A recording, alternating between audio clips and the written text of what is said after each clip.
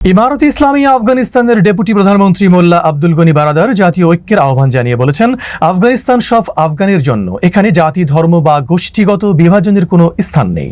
আমাদের উচিত ঐক্য ধরে রাখা, বিভেদ ভুলে যাওয়া এবং দেশের উন্নয়ন ও সমৃদ্ধির জন্য কাজ করা। শুক্রবার শিয়া সম্প্রদায়ের উচ্চ কমিশনের উদ্যোগে আয়োজিত জাতীয় ঐক্য সংরক্ষণ ও ইসলামী শাসন ব্যবস্থার প্রতি সমর্থন শীর্ষক সম্মেলনে তিনি এই আহ্বান জানান। সম্মেলনে বিভিন্ন শ্রেণীর প্রতিনিধি, জাতিগত নেতৃবৃন্দ, আলেম ও যুব সমাজ অংশগ্রহণ করেন।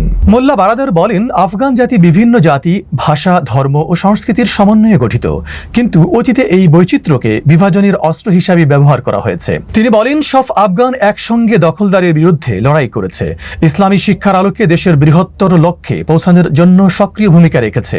আজকের ইসলামী আমিরাত তাদের আত্মত্যাগের ফসল।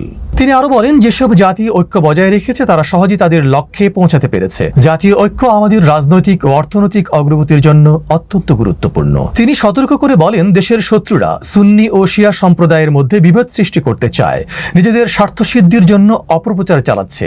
সবাইকে এ বিষয়ে সজাগ থাকতে হবে। তিনি আশ্বাস দিয়ে বলেন, ইসলামী আমিরাত প্রতিটি আফগানের জীবন, সম্পদ ও সম্মানের রক্ষক। জনগণের প্রতি আমাদের দায়িত্ব আমরা আন্তরিকতার সঙ্গে পালন করব।